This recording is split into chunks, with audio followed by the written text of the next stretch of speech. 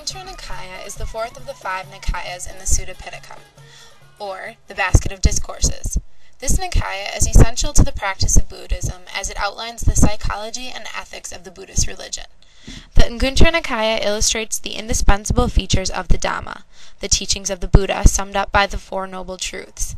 This very book, also dubbed the Gradual Length Sayings of the Buddha, contains around 2,000 suttas, or discourses, arranged in 11 nipatas, or books that focus on lessons taught by the Buddha. These discourses are arranged in numerical order and are grouped by how many topics are discussed, beginning with the Book of Ones, hence the name Anguttara, meaning increasing by one item. For example, the Book of Ones focuses on lessons concerning one topic, the Book of Twos with themes of pairs, and so on. The 11 nipatas of the Anguttara Nikaya are typically conversations between the Buddha and his primary disciples, where the Buddha is lecturing them on the Buddhist thought and the proper practices of the Buddhist religion. The sayings are often repeated and followed methodically in the practices of Buddhism. The Anguttara Nikaya is utilized as a reference. For example, if one faintly recalls having heard something about the 5 subjects worthy of daily contemplation, and one is interested in finding its origin and full passage, a good place to look would be in the Book of Fives and the Anguttara Nikaya, since the subject is related to 5. Each nipata can contain hundreds of suttas. Often, when researching the Anguttara Nikaya, only 10 or so of the most popular suttas are offered. A popular sutta in the Book of Ones is the Abhavida Sutta, popularly known as the Untamed. In this sutta, the Buddha explains that there is nothing as favorable to happiness as a mind that has been tamed. The Buddha describes the single mind as tractable, blissful, and conducive. The Pasara Sutta, or the Luminous, says that the mind is inherently luminous. The Buddhists suggest that even the unwise person cannot see when and if it is obscured by corruption.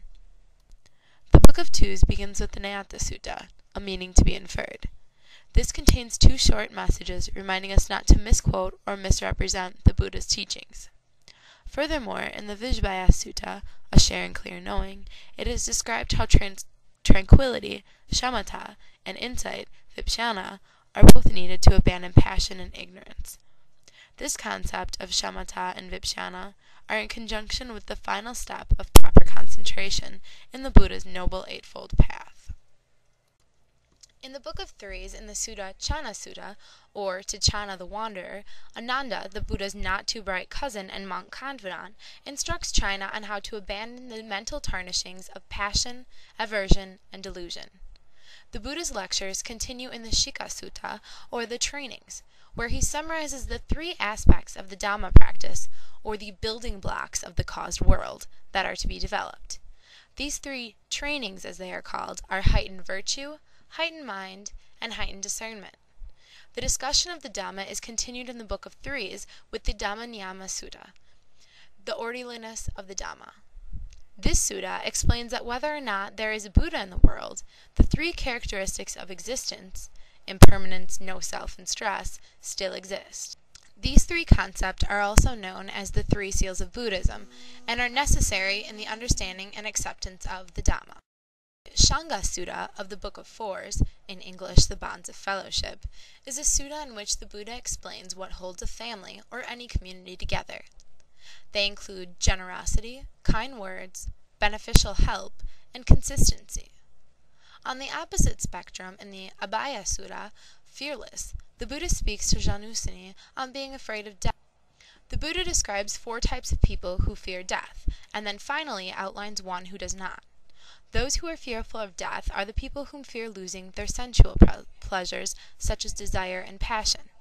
Secondly, there are the people who are in horror of death because they will lose their beloved bodies. Thirdly, there are those that fear death because they know that they have not done good in their lives and are fearful as to where they will end up after death. And last, there are those that fear death because they have not arrived at a firmness and belief with the true Dhamma, and are also fearful as to where they will end preceding death. The Buddha then explains that he who is not fearful is one who is happy to leave their body, to leave their sensual desire, he who has done good, and he who has come to terms with the true Dhamma. The Book of Fives outlines in the Parakupa Sutta, also known as in agony, the 5 grave deeds that are said to prevent one from realizing the noble attainments of this lifetime and live in agony. Those that kill their mother, their father, an arahat, or Buddhist disciple. Those that cause the bleeding of the Tathagata, a type of Buddhist disciple, and those that cause the split of the Sangha, or Buddhist monastic order, are inevitably bound to hell and agony until their next life, in which they will be still tortured by suffering. The Vitarta Sutta, or Strengths in Detail, describes the 5 strengths to be developed in the Dhamma practices, which include the strength to have faith in the enlightenment of the Buddha, shame when the thought of doing evil is aroused, the dread of anything evil and unwholesome, energy to proceed through the path to enlightenment, and insight and knowledge to reach the destruction of suffering stage of Buddhism. In the Avaranta Sutta, or in English Obstructions, of the Book of Sixes, the Buddha lists 6 qualities that prevent and 6 qualities that foster the development of skillful states of mind. The Buddha states, "He who is endowed with a present kama obstruction, a defilement obstruction, a result of past kama obstruction, he lacks conviction, has no desire to listen, and has dull discernment." That person lacks the conviction to follow the true Dhamma. Interestingly, in the Ina Sutra entitled Debt, the Buddha describes that sensuality is like falling into debt. This describes the Buddhist ideology that all sensuality, desire, and passion must be abandoned in order to attain enlightenment. In the Dana Sutta, or Treasures, of the Book of Sevens, it is said that if one possesses these 7 treasures of the heart, one's life will not be lived in vain. The Buddha implies that the 7 treasures are those of virtue, conscience, generosity, discernment, concern, listening, and conviction. The Dana Sutta, Giving, provides some motivations for being generous and gaining good karma, as outlined by the Buddha. In the Book of Eights, in the Upasata Sutta, the Buddha illustrates the 8 Upasata day observances. The Upasata days are time of renewed dedication to the Dhamma practices by the monastics and lay followers throughout the Theravada Buddhist world. The Vipaka Sutta, rightfully translated into results, delineates the consequences that are suffered by not following the precepts of Buddhism. The 8 concepts that will lead a Buddhist to a hell realm include taking a life, stealing, illicit sexual behavior, lies, divulging secrets, harsh speech, gossip, and the consumption of liquor. The Gavi Sutta, comically translated into the cow within the Book of Nines, is a sutta in which the Buddha describes that if one moves on to the next level of concentration without mastering the first, one is sure to stumble. He relates this idea to a foolish cow faltering down a steep hill. Likewise, the Jhana Sutta describes that the perfection of meditation and concentration takes intense practice and attention. In the Book of Tens, there is a sutta entitled Agatha Sutta, or Hatred, in which the Buddha offers 10 instances that would fill someone with hatred, yet at the same time brings light to subduing that hatred one may feel, with proposing the simple question, but what should I expect?